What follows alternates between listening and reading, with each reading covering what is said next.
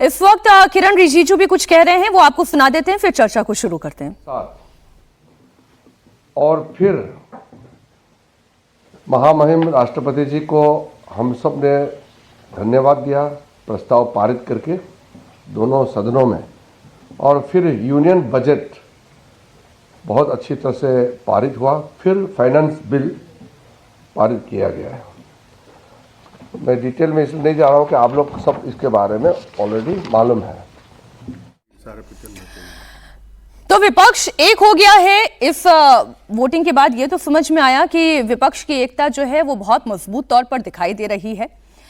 सरकार की तरफ से जो कहा जा रहा है कि पूरा का पूरा विपक्ष और खासतौर पर गृह मंत्री अमित शाह 4 सियासी दलों का नाम ले रहे हैं, और मैं कोट अनकोट उन्हें ही पढ़ देती हूं।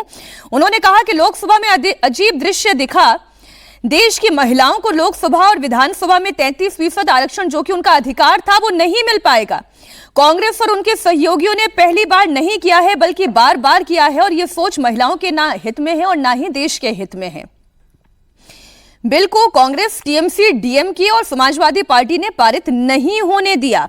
मैं उन्हें यह बताना चाहता हूं कि नारी शक्ति के अपमान की यह बात यहीं पर नहीं रुकेगी, यह दूर तलक जाएगी। अब कितनी दूर तलक जाएगी, चर्चा इसी बिंदु पर हम करेंगे। चारों बेहद खास मेहमान हमारे साथ स्टूडियो में मौजूद हैं। हर्षवर्धन त्रिपाठी जी हैं, विजय त्रिवेदी जी हैं, प्रोफेसर संगीत रागी जी और प्रोफेसर समीर चौगांवकर जी भी हमारे साथ मौजूद हैं। कितनी दूर तलक जाएगी हर्षवर्धन जी जो बात गृह मंत्री अमित शाह कह रहे हैं, कितनी दूर तक? 2029 तक? नहीं, मुझे लगता है कि 2029 तो अभी समय है, और तब तक तो जाएगी ही जाएगी। तब तक क्या होता है, तब तक क्या ये सरकार, मतलब मुझे जो दिखता है कि क्या ये सरकार फिर से एक बार प्रयास करेगी क्या, मेरे लिए सबसे बड़ा सवाल यही है। और अभी 2027 है उत्तर प्रदेश, 29 तो बहुत आगे की चीज है। भारतीय जनता पार्टी के लिए इस मुद्दे को नीचे तक ले जाना, मतलब वो जिसको कहते हैं ना कि जो उसकी आखिरी यूनिट होती है बूथ तक, वहां तक लेकर जाना कि महिला विरोध में विपक्ष ने उनके अधिकार को नहीं लेने दिया। और वो सिर्फ महिला विरोध का मसला नहीं है, ये हर कोई जानता है। जैसे एक सबसे मासूम सवाल होता है कि क्यों नहीं 543 में कर देते। अब 543 में करना होता तो पहले ही कर देते, उसमें तो बेईमानी होती है। और ये जिसको कहते हैं ना कि एक तरीका होता है, किसी भी चीज को आप ट्विस्ट दे दीजिए, यानी वो होना ना हो तो आप अच्छा ये इसी को क्यों नहीं कर लेते हो, जिस पर आपको पता है कि कई तरह के रिजर्वेशन होंगे, कई तरह की मुश्किलें होंगी। दूसरा, जब ये सीटें बढ़ती तो ये तो सबका भला होना था, क्या जनरल, क्या SC ST, क्या OBC, क्या महिला और क्या मुसलमान, सबके लिए ज्यादा सांसद विधायक होने वाले थे ना। तो एक तरह से सबका विरोध किया है विपक्ष ने। और जो बात कल हमने कही, ये एक जरूरी बात है। क्या किरण रिजिजू जी कुछ कह रहे हैं जी? तो ये इस बजट सेशन में सामने में आया है। मैं अपने जो साथी मिनिस्ट्री में जितने हैं सबको भी धन्यवाद देते हुए आदरणीय प्रधानमंत्री जी को धन्यवाद देता हूं। हमको लगातार गाइडेंस देते रहे और बजट सेशन को चलाने में, सरकारी बिजनेस जो भी लेके आने में आदरणीय प्रधानमंत्री जी का मार्गदर्शन रहा है। तो इसके वजह से हम अच्छा से बिजनेस लेकर के सदन में आए हैं। हमारे उपराष्ट्रपति जी जो राज्यसभा में सभापति हैं और लोकसभा स्पीकर, दोनों को भी मैं तहे दिल से धन्यवाद देता हूं। बहुत अच्छी तरह से संचालन करके दोनों सदनों को चलाया, और बाकी जितने भी फ्लोर लीडर्स हैं पार्टी के, सबको भी धन्यवाद देता हूं। और आप मीडिया वालों को भी मैं धन्यवाद देना चाहता हूं। आपने बहुत अच्छी तरह से पार्लियामेंट्री प्रोसीडिंग्स और इश्यूज़ को आप लोगों ने कवर किया है। एक विषय, कल जो नारी शक्ति वंदन अधिनियम और डिलिमिटेशन अमेंडमेंट बिल जो पारित नहीं हुआ, उसके बारे में मैं इतना कहना चाहता हूं, राजनीति से प्रेरित होकर के और महिलाओं को अधिकार नहीं देने का मानसिकता लेकर के कांग्रेस पार्टी और विपक्षियों ने कॉन्स्टिट्यूशनल अमेंडमेंट को जो पारित नहीं होने दिया 2/3 मेजॉरिटी से, उससे हम लोग सब दुखी हैं। ये सिर्फ सरकार के लिए दुखी है, और ये सरकार को, हमारे पार्टी को नुकसान हुआ ये नहीं है। हम दुखी इसलिए है कि ये नुकसान देश के महिलाओं को हुआ है।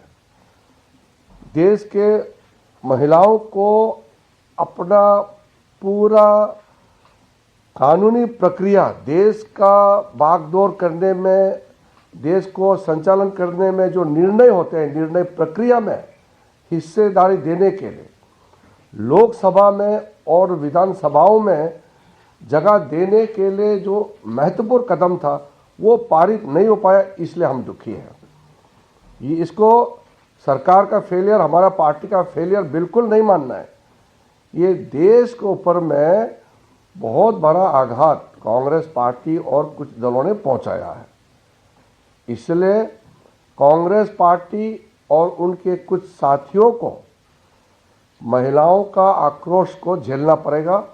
कांग्रेस पार्टी के ऊपर भी यह काला दाग, महिला विरोधी का जो दाग चिपक गया है, ये कभी खत्म होने वाला नहीं है।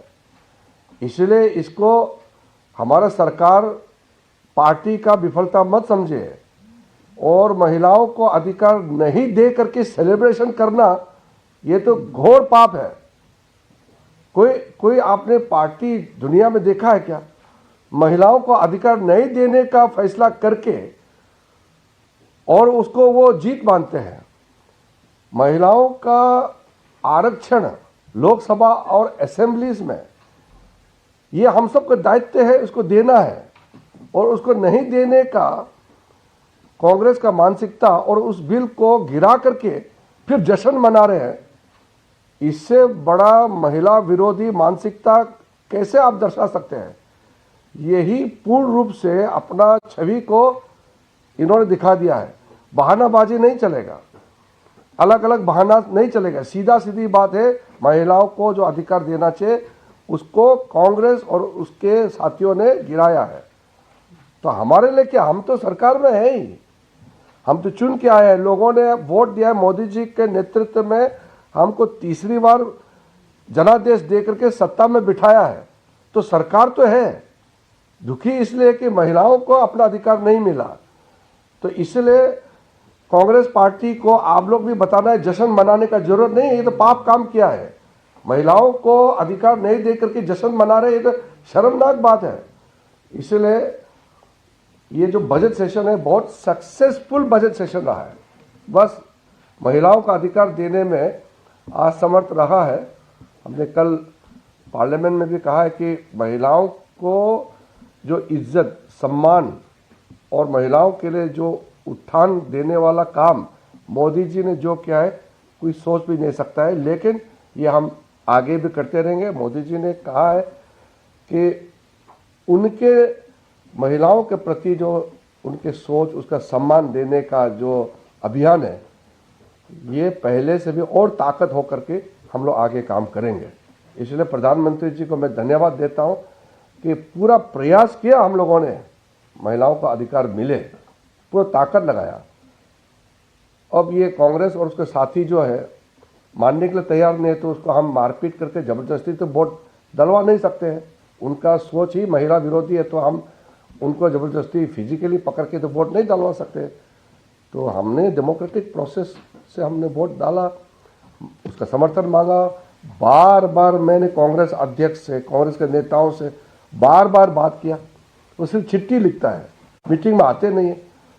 बाकी पार्टी लोग सब आए मीटिंग में, गृह मंत्री जी, मैं, हमारा कानून मंत्री अर्जुन जी, कितने बार हम लोगों ने मीटिंग किया, सबसे मीटिंग किया। और कांग्रेस